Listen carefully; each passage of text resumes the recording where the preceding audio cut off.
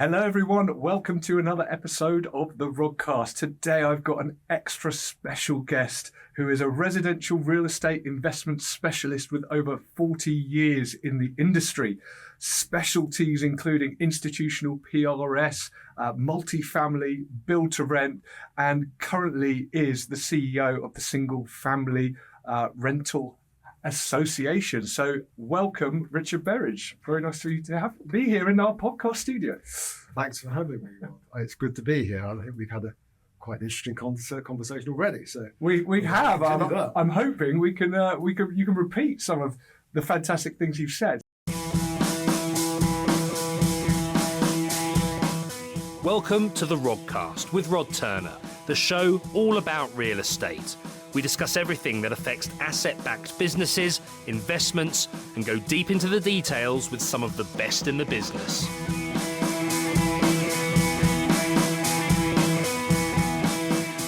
So, Richard, do you want to give our audience a bit of background as to how you came to be part of the Single Family Rental Association, and a bit of background in terms of your career in real estate? Yeah, well, first of all, sort of career in real estate started a long time ago, and I think quite possibly a lot of us probably started off in sort of agency. And I worked for Mann & Co. My first job was Mann & Co. in Potter's Bar, and from there on, I'm sorry to say this for Mann & Co. because I'm sure you're all lovely people, but the only way is up. And I also to the people, I apologise to the people in Potter's Bar as well, perhaps. But it was in a place called Darks Lane, so that just about tops it off. And then thereafter, I worked to an agency in London. I worked for an Irish developer, and I've since gone through the whole thing in terms of property management, property development, property investment, and agency. So I like to think that I've got a pretty good idea of what the property industry looks like, as a sort of holistic view. And I was sort of working in London in 2000s. Principally in sort of the property investment market, and just during the course of the GFC, I worked for a business called Residential Land, and we had to very quickly sort of refinance a lot of our properties not because we were in trouble at all, but actual fact the people who were funding us were in trouble. And that was one of the banks, so I'm going to leave it to speculate who that might be. And so we bought back a lot of that stuff. And at the same time, we also did a deal with Ivanhoe Cambridge, a big institutional Canadian funder who would do a lot of institutional real estate funding right around the world, and also Apollo Global Real Estate. And that was one of the first times I got involved in that sort of institutional piece. And that was just about 2010, I think, 2009, 2010. Thereafter, we were involved in institutional sort of real estate and talking to MSCI and all those sort of businesses that focus our data around institutional funding and institutional housing, particularly residential. And then, as a lot of people might remember, the Montague report came out in 2012, making certain about 5 sort of key recommendations, one of which was a PRS task force, which lasted about 2 years.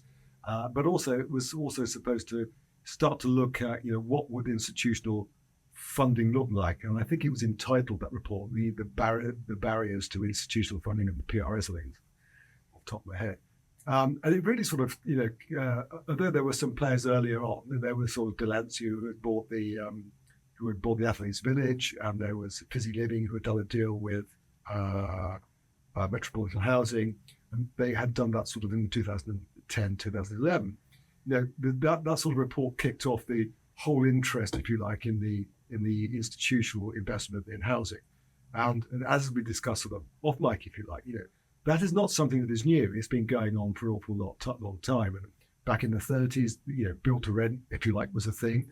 And there were things in big buildings in Balham, and then obviously we discussed Dolphin Square, which was originally a build to rent scheme, if you like, built in the 30s. So there was a lot going on, but it, obviously and as they say, and as my sort of Indian friends say something, there's nothing new under the sun. Acha.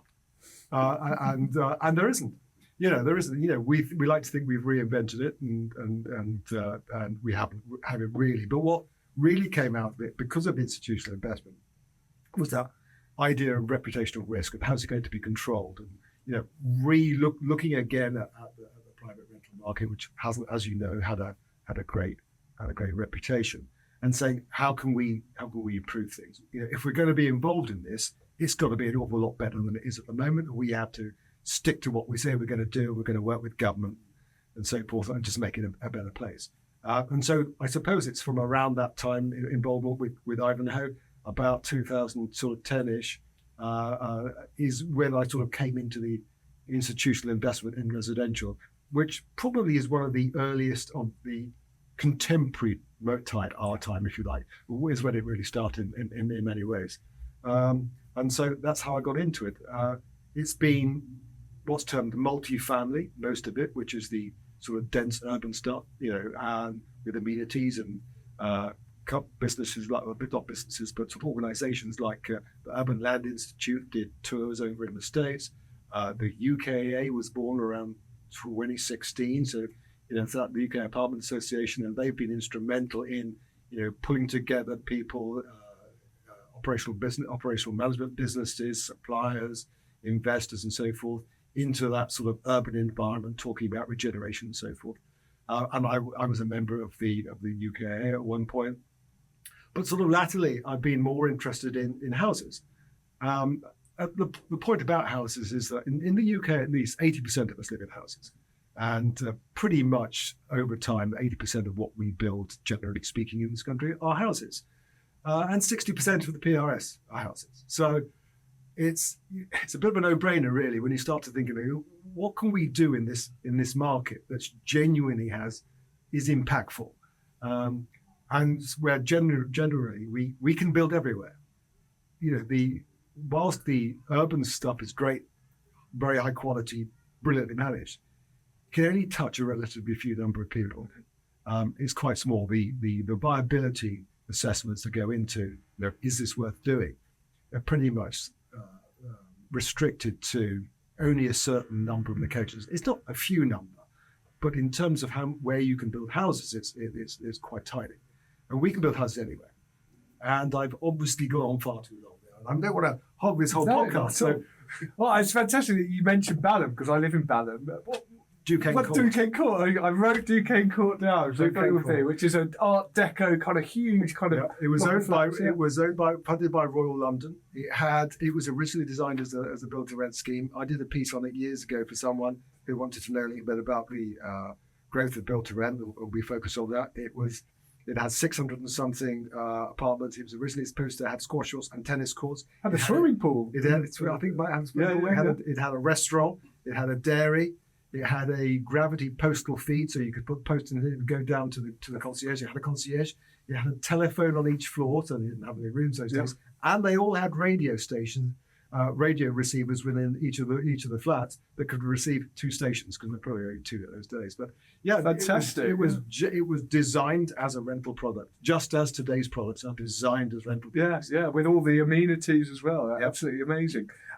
So, I mean, you've kind of touched on some of it in your introduction, but how would you say the single family kind of rental market has changed over that period of time? And what's been the main reason that institutions have not kind of ploughed money into it pre kind of 2010 and when you got involved? Well, in a word, scale. It's difficult to scale. Well, I say it's difficult to scale. It's a matter of perception. If you are investing in large urban schemes, and you've probably seen stuff from the British Property Federation and Savills, they produce a quarterly index about who's doing what, how many operational units are, how many. 30,000 in use and 70,000 in planning and things like that. Yeah, I think there are about so still around 90,000 in all. 10,000 of which are houses, sure. Most are apartments. But if you look at that, if you look at the average size of each of those schemes, it's 200, 300 plus. And so if you're investing significant sums, deploying capital, the institutions like to deploy big numbers. Mm-hmm. And with houses, you can't really deploy big numbers into one scheme because the density is very different. and the absorption rate is very different and the whole thing. So you don't get, and you probably wouldn't get 500 houses in one space in every bed, because the funny sort of thing is around houses, they work better as a multi-tenure within a multi-tenure environment. Yeah. Whereas with the blocks of flats is that the whole ethos behind multifamily is to sort of single ownership and management of one block. So they wouldn't have a pepper block, generally speaking. It would be pretty much wholly owned and rented, and that's all controlled by the management business. Whereas homes are very different. Houses are very different. They can be pepper potted. Some people do it. Companies like Hearthstone, for instance, an investment company, an institution, will buy as few as like 6 or 7 houses at a time, and they will. I wouldn't say necessarily pepper pot them, but some of them do. But they'll have a small, let's say, a terrace of 5 within scheme, and then another 5 somewhere else within that scheme. So yeah, it is very different. And so the way that most institutions scale is not to buy 5 houses or even 30 or even 50. But the interesting thing is that it can be done, and it can be done through a number of ways, mostly with partnerships with buildings. So one of our members, if you like, certainly our board members, Sigma Capital, they own and operate 5,000 rental houses. But their average size here, I know that Rob Sumner's probably going to correct me here, but it was at one time just over 60. So that's not the sort of number where most institutions go, yeah, we'll take those 60, because they really want to take those 300 or 400 or 500 or whatever it is. So it's scale, really. And I think that one of the interesting things that we can learn from the States is that you can buy small numbers of houses and agglomerate them, so you build them into a much bigger portfolio, and that's what they did in the United States. So while their single family market was only really born just after the GFC, and yes, they did initially buy like tranches of mortgage defaults, they also bought single houses in single locations. Because the US has a much bigger single-family rental market than we do over here, and you mentioned it only was born out of the GFC. Do you want to kind of go into a bit more detail on that? How did that come about, and what were the reasons behind it?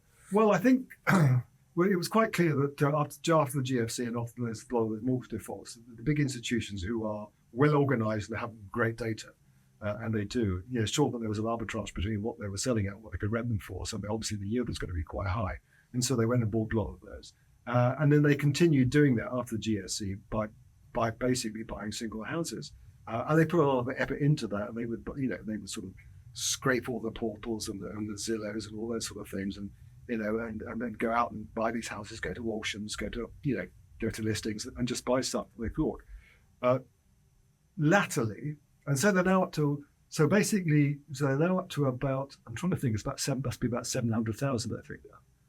They've got in the United States, something along that number. It's not actually huge when you consider the United States. Well, I was going to say, what kind of percentage is that? Because I know in the UK, if we think about the rental sector, build to rent as a whole is still a very tiny proportion. Yeah. And obviously single family homes within that is minute. Yeah. Yeah. I think the rental sector and the build to rent rental sector is about 2%. Yeah. I mean, it's a couple of points either way. Sure. And we're sort of 10% of that. Yeah. So 0.2%. Yeah. So it's very small, and yet the potential for single family housing in this country is greater than it is for.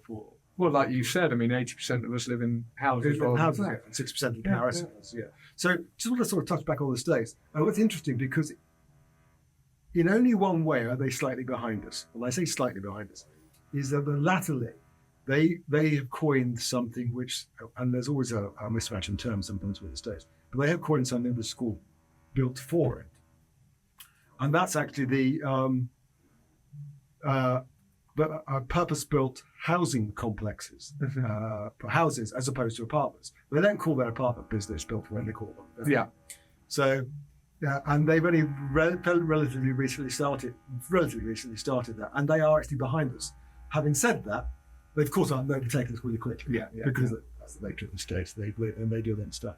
Is there a big difference then about these companies and maybe institutions? I mean, I typically think of Granger BLC buying up single family houses, but they're older stock. So where does the build to rent side of it come into play, and how much of that what's the growth of that sector like at the moment in the UK? Well, just going back to companies like Granger, you have to bear in mind that Granger are historically a very old company, and a lot of that stock that you just talked about there is legacy stock. And when I was an agent a long time ago, and I haven't really looked recently to see what they're up to, but they used to sell off quite a lot of that legacy stock, that individual years, because it's just not efficient to hold them anyway. Single years is costly and expensive to manage if they're sort of outliers, But the build to rent thing was it's designed really to fulfill the requirements of institutions. So we probably talked a little bit about sustainability and environmental, social, and governance, and you have to bear in mind that those that acronym ESG. One is supposed to focus equally on those three elements, and not just either environmental, social, or government. So when you talk about ESG, you should be talking about the whole piece. But the build to rent stuff came around is because nothing really existed at that time that was suitable. Yes, I think some of the early schemes were bought from developers who were originally, and the buildings were originally designed and intended for open market sale, but chose to sell to an investor. So they probably weren't optimal in lots of ways. And you have to bear in mind that, in terms of operational management, you want to be able to operate something in terms of for urban schemes, more like you would operate a commercial building. I'm not going to say hotel necessarily, because it's not the same thing, but those efficiencies that are built into building, which mean it's easy to manage or operate, and all that kind of work is easier and less expensive. And so, certain designs were adopted as well. So the apartments themselves tend to be more efficiently designed. They tend to be sometimes a little smaller, but only basically because those areas that one never uses in an apartment, like the corridor spaces, for instance, you don't live in. You only kind of walk down, So there was a more efficient sort of design work, and there's a lot of architects who have specialised in that. Sale, for instance, I think it's RKL. Have been at the forefront of sort of revisiting the design of apartments and how can you make them more efficient, and how can you make the living space, if you like, more appropriate to work. So that came in, and that just kind of means that the institutions that are getting classically a much more efficient building. And it's a much better space to live in. Yeah.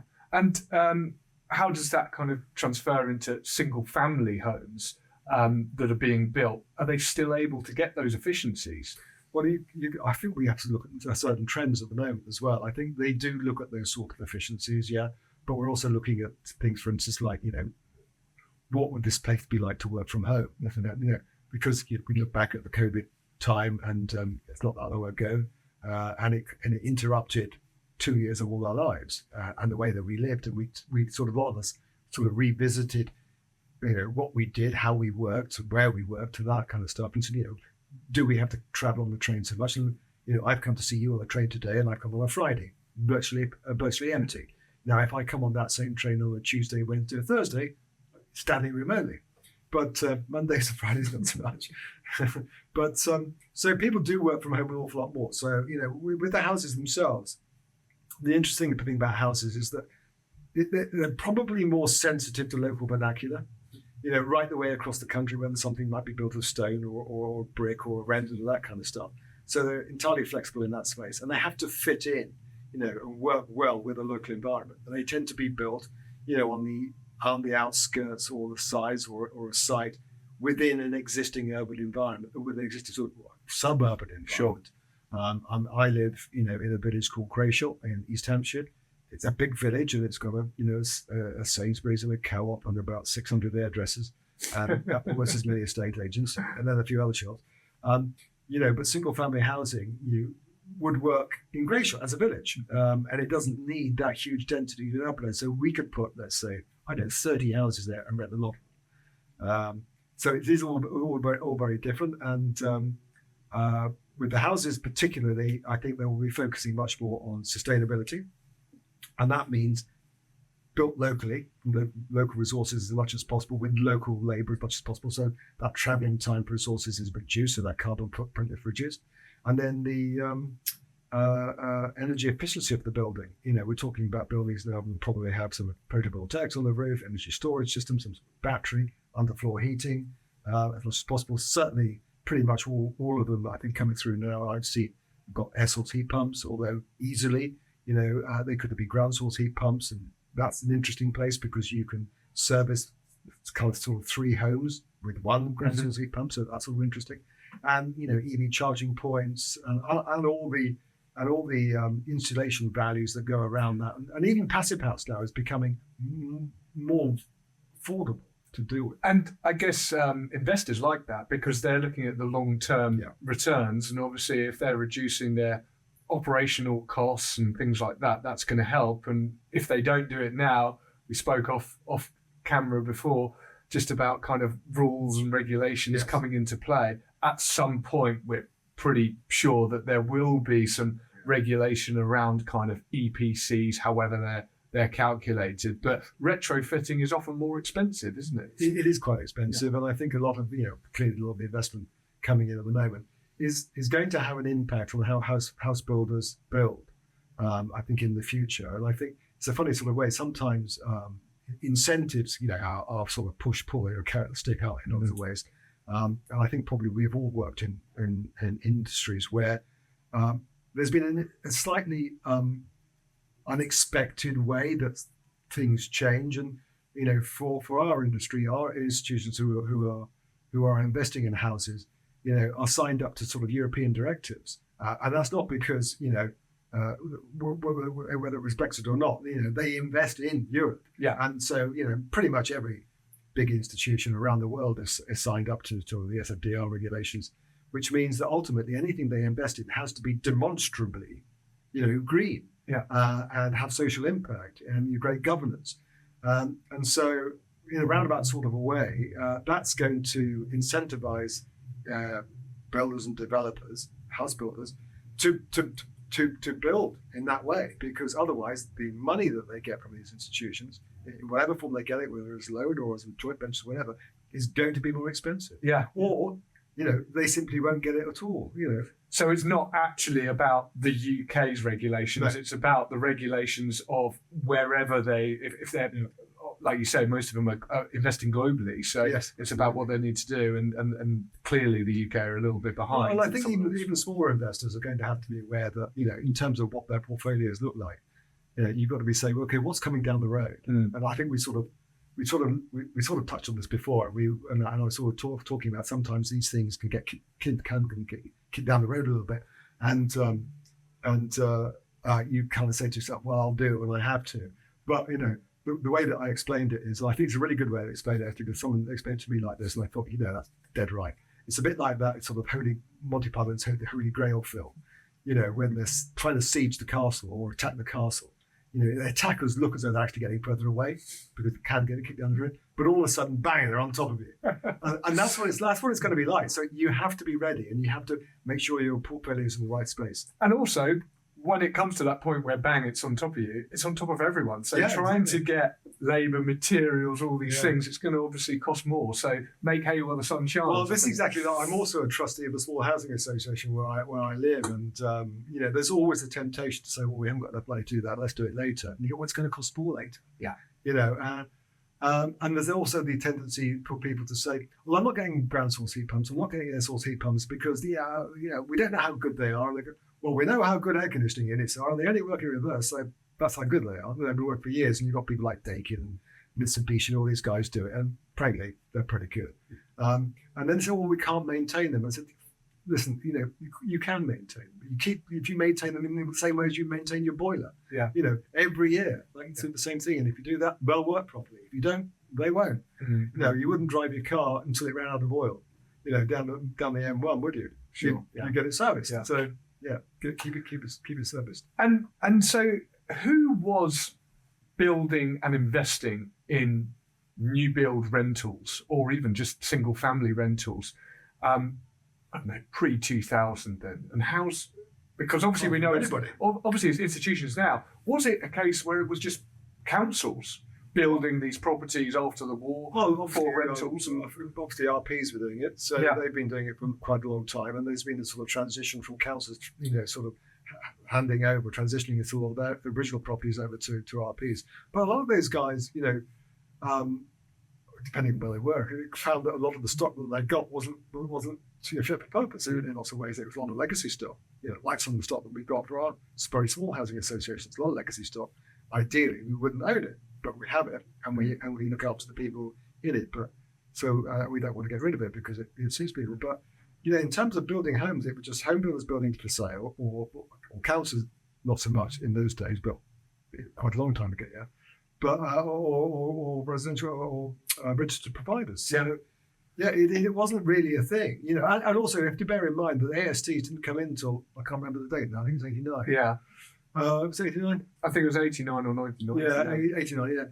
And prior to that, there was this whole issue about we don't everybody who goes in gets security tenure, and we can't get them out if we have to. So it was only after that time that really it became a thing to be invested in, because ASDs came in, and that was a great thing to have. And I know that there's the rental reform bill going through Parliament at the moment, and we're going to get rid of Section 21 and a few other things coming in, which means actually they have to get rid of the AST, predicated on that with fundamental foundations. So it's interesting to see what comes out of that in the future. I think it's right that there's a more equitable balance, and I think I've spoken to Beth Beadle on this. I think the NRLA have a particular viewpoint, and I think we support them on that.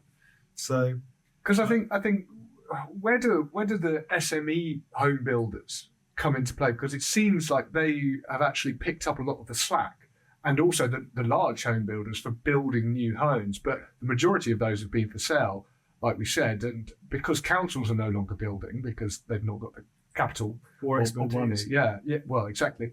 And so now we're seeing that kind of the private sector is doing a lot more. And is there opportunities there to be partnering with some of these institutions? Oh, absolutely. And this is one of the key things that we're talking about, because as I sort of mentioned at the beginning, with houses, you can build them everywhere, which means that anybody can build them, the SMEs. So the SMEs, funny enough, are absolutely fundamental to what we are trying to achieve.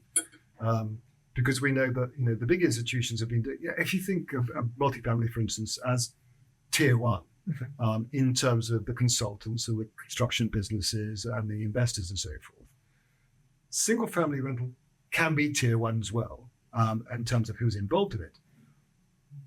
But it filters right down to grassroots, because if you can build a house anywhere, you can have single family rental anywhere, and you can build a house anywhere.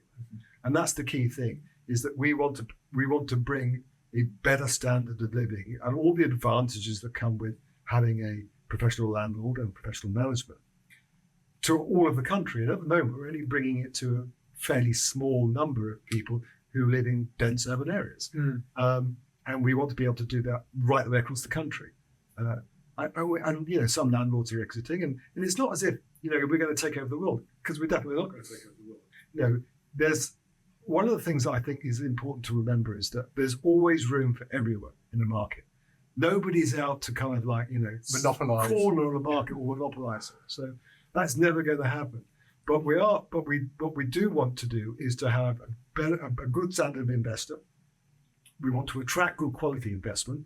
We want to attract responsible investment into the market, green investment into the market, and we can do that by building single family houses right way across the country. And I mean, the PRS has had a bit of a PR disaster over the last kind of couple of decades, probably now. And has that been a barrier for institutions to come into the market? And are there any other reasons why they haven't? And if so, what's changed now to make them be attracted to it? Well, reputationally, PRS has never had a great market. You think back down to Lloyd George after the First World War, coming back building homes for heroes.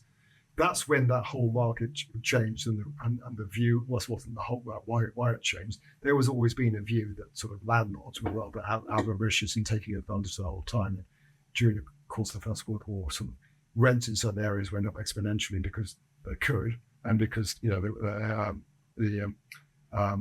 war effort was focused in other places, and landlords were just charging whatever they felt like charging.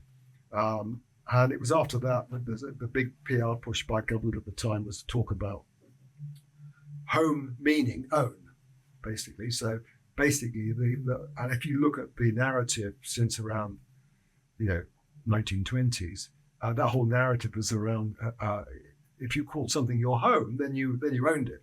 And all the magazines at the time created that narrative going through, and that's what sort of happened. And so we get to a stage at the moment is that in thinking about it in other terms, for instance, is that the rental market is seen as an undesirable necessary, if you like, and everybody talks about ownership as being the ultimate dream. And if you look at any of the data or polling on home ownership and who wants to own their own home, it basically comes out that 90% of people aspire to own. We've never really analysed that enough to know whether that's truthful or not. You do end up with an asset, but it's really only people like me, a baby boomer, who's done really well out of it. People buying today, they're not going to see the exponential growth in property values that I experienced, very fortunately. So is it such a good thing to own? I think on the whole, probably yes. And I think our sector has to acknowledge that. We do come up with an awful lot of stuff around, lifestyle renting and things like that, but it doesn't. It's a small portion of society, probably. Yeah, it's a small number of proportion of society, and we live in a pretty cynical world, and people kind of examine that and go, "That's not really true." To some people, rental is an essential way they live, and some people can't afford to buy. Some people don't want to buy, and some people won't ever be able to buy. Is the reality? Yeah. Well, I mean, that was the thing in the past. I was brought up in a council house in Northamptonshire when I was young, and those people were perfectly happy in the council house. They were well supported. Council came out and did all the repairs, and never owning wasn't necessarily an issue. I think the big issue here is when we had right to buy. It's not necessarily the right to buy policy itself, but the fact that we never replaced the social housing. And that is the problem really with when people say, well, it's fine, owner-occupiers can buy the rental stock. But the problem is there's more occupants in let's say you have a two-bed house versus another two-bed house. There's always going to be a higher occupancy in a rental than there is. So you're left with net demand on the housing sector. And so that seems to be the big problem with that kind of point. Yeah, I think what we've done really badly in this country is I think that we've stimulated the demand side over supply side. And I think we've got, and I don't have the answers here, but I think we've got to come up with a way of stimulating supply side better. Well, it's to encourage investment into that sector, isn't it? I suppose in a small way, that's what we're doing in terms of demand. We know that there's demand to rent because there's a lot of people there. There's about 5 million. 5 million on the homeless list at the moment. Yeah, 5 waiting list. There's 5 million people in the PRS at the moment, and that's not going to fall anytime soon with the affordability crisis that we're having. And that affordability crisis isn't going to change because if it is going to change, what are we going to see in the market? Well, we're going to see rampant inflation in terms of the wages, and that only leads to rampant inflation in terms of other things. So again, it's not going to really help. And at the moment, we're playing catch up in terms of what we can afford to buy. And when I first bought it was like 2.5 times salary. Not anymore. Yeah, but I think it's relative because when you first-time buyers, when they buy, they're not buying in cash, are they? So looking at that is kind of irrelevant. It's, well, let's look at one, what our upfront costs are as a percentage of earnings, and then two, what our mortgage servicing costs are as a percentage of earnings. And actually, on the whole, we're still spending the same amount per month of our earnings on servicing because mortgage terms are double what they were. They're 40 years now. I know, that's just a quite story. We end up with lifetime mortgages. Well, I was trying to stay happy. Mortgage, yeah. I'm sure that really will. But do you want to? The thing is about a mortgage property, you don't really own it. That's the problem. Well, I get that point. You do own it because it's just someone's got the charge there and things like that, and you can sell the debt and all that kind of thing. But yes, I get your point. I think I was happy to do it because I knew, well, I didn't know, but what seemed to be the case and what became embedded in during my ownership, with my mortgage lifetime, was that, if I sold it 2 years later, I'd be guaranteed enough to bet it pretty much. And I would do that. And if I bought I remember buying a flat in Balham once. I used to live in Huron Road. Yeah, I know very well, right by the Common. Yeah, so I used to live in the top floor conversion of flat in Huron Road.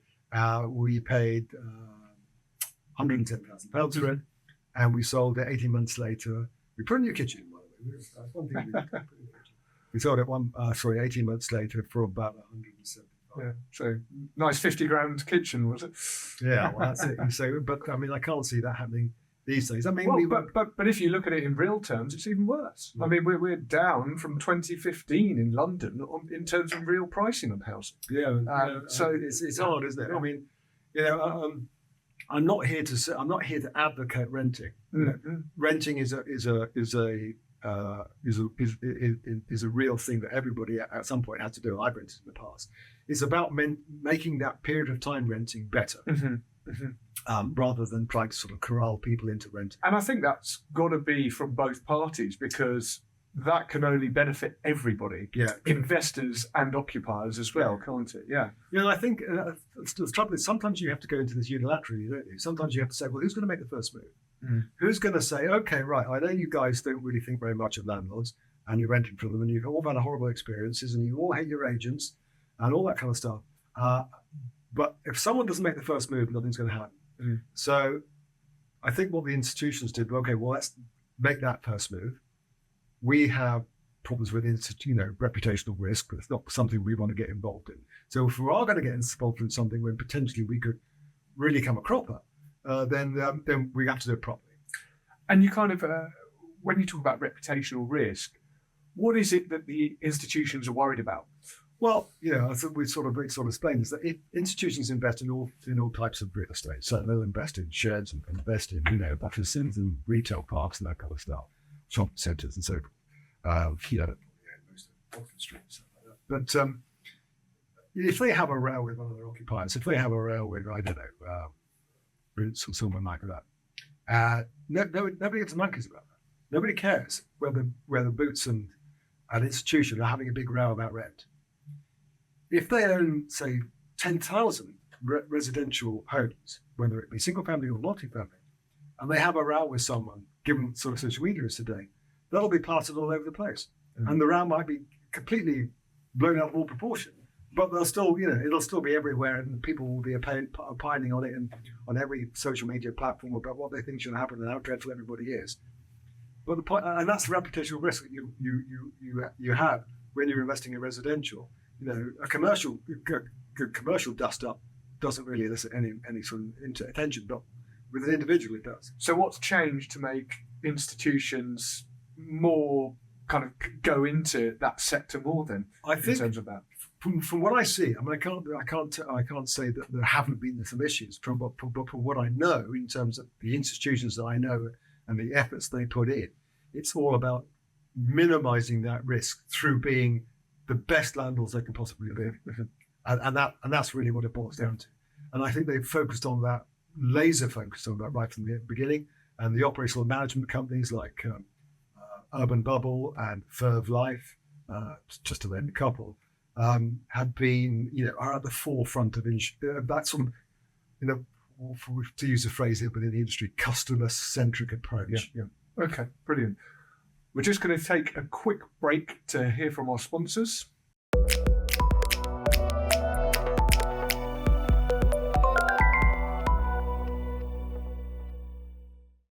So, what would you say some of the headwinds are for the sector at the moment? Well, it has been the Trussonomics was a bit of a headwind for everybody, I think, and it certainly caused a lot of investors to sit on their hands because they weren't quite sure in which direction the economy was going.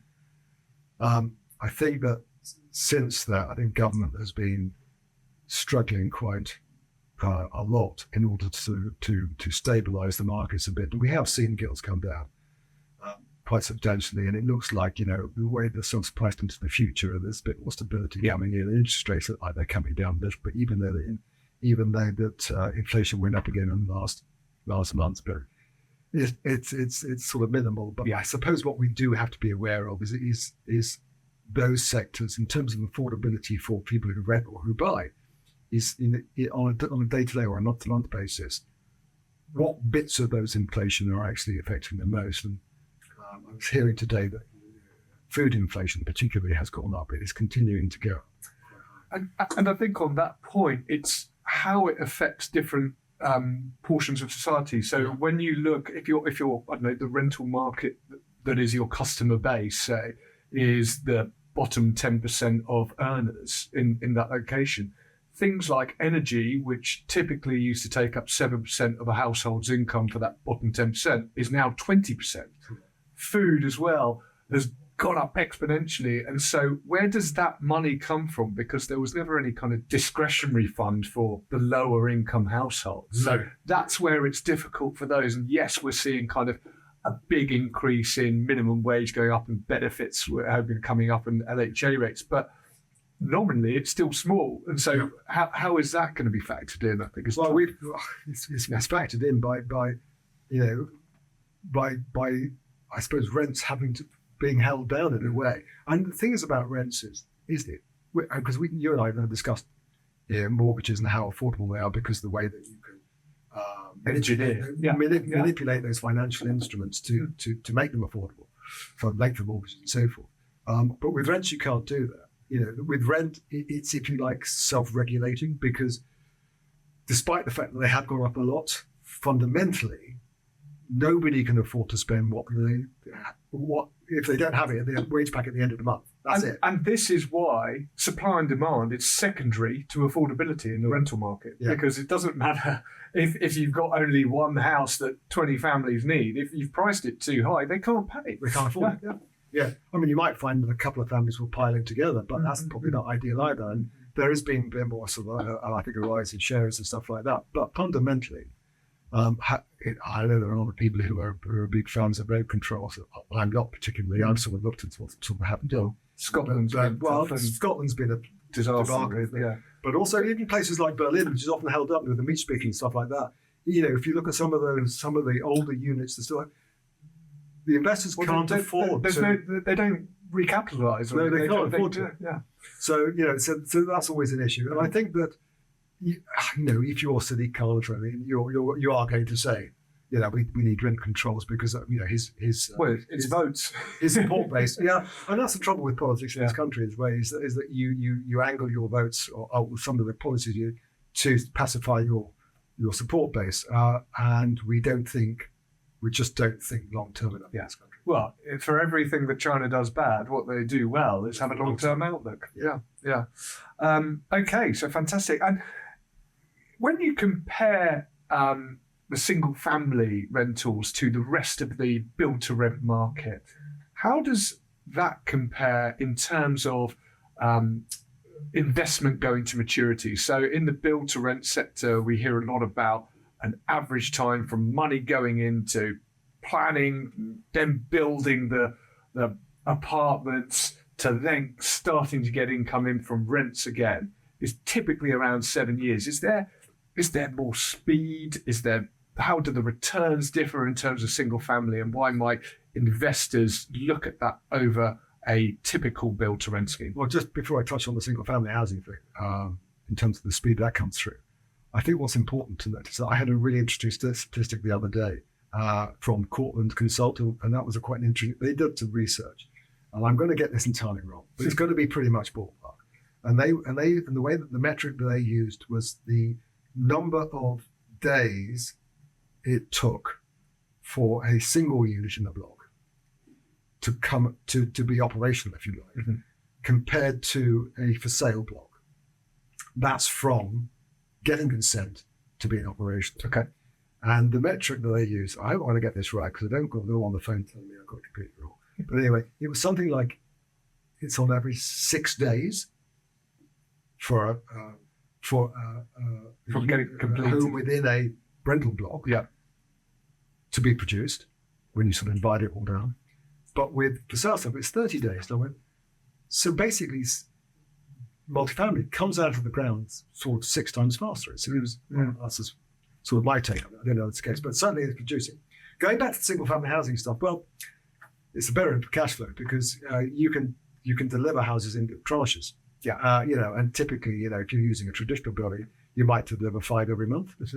Well, great. So basically, you can, and that's great for absorption rates because you're not bringing to the market. You're not competing with yourself. Yeah, you're not competing with yourself. And the trouble, I said the trouble with. I mean, it's not a problem, but it's a operational issue.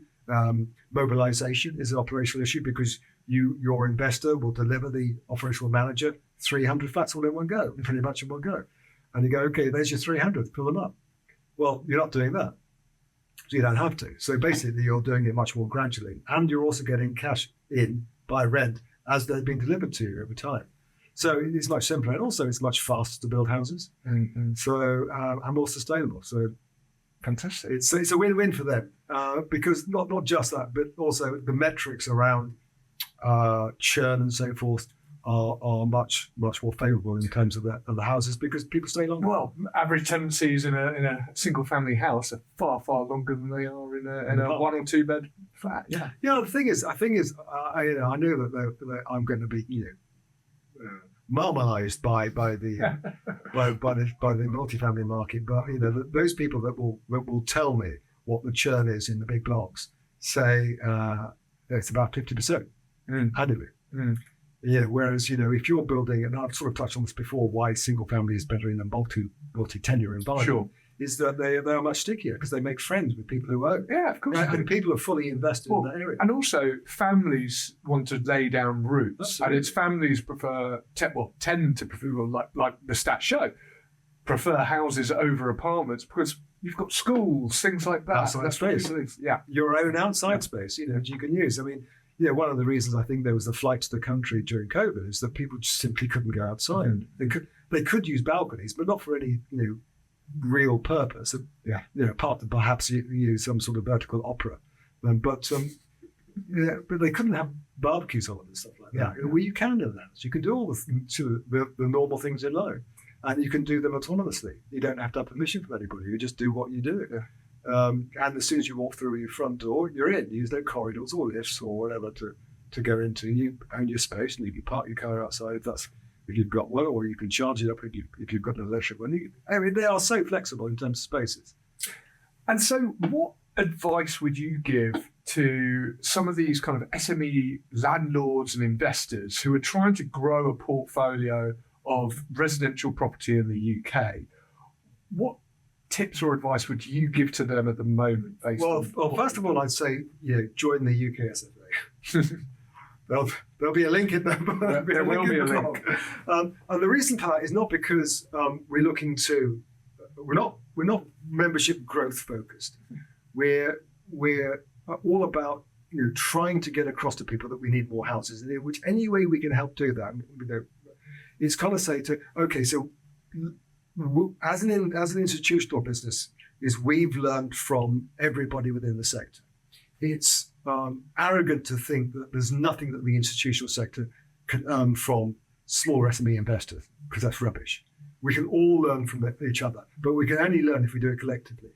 And so really it's basically about join organizations like us. It's not expensive to do so. And you get access to a whole lot of stuff. You get access to government lobbying and all that kind of stuff, and learning and policy and stuff. Not only you get access to it, you get to influence it, you get to comment on it, and you get to say, okay, this is what we're doing, and you get to see the trends that are evolving, and you access to that kind of data as well about what's happening in terms of, we've discussed, for instance, funding, how that's looking in the future, because the big institutions are telling us what's happening, what's going on. We've got people like for instance, I'm quite close to some of the people in PFP Capital. It used to be called PFP Capital. It's called Thriving Investors. I got it wrong. So, they are, as a quasi RP, but also investment fund nowadays, they have a lot of sort of influence about what's going on. And what's great about the sector, the institutional sector, and what I'd like the SME sector to be part of, is sharing all this knowledge. to make everything that we do better, because we can. And if you're invested in doing better, which I think we should all be, obviously, yes, we're in it for our own purposes and to create wealth for ourselves, but I genuinely don't think that you should be in housing unless you have at least one eye on the social purpose. I think the building wealth is a byproduct, isn't it? Yeah. I think there's with housing particularly, I think there's a social purpose in it, even if you're not producing social housing. Yeah, absolutely. I think you're investing in, you're having a social impact in what you're doing, and I think that at everybody's heart, they want to make things better than they've been, not just in housing but in everything. But where you can influence it, where we can influence it, which is the housing piece, let's just make it a great place to be. Absolutely. Richard, that's been absolutely fantastic conversation. Loved having you on the show, and hopefully we can get you back again soon. Oh, I hope so. Yeah, it'd be great. We'll tell you how things go. Yeah, brilliant.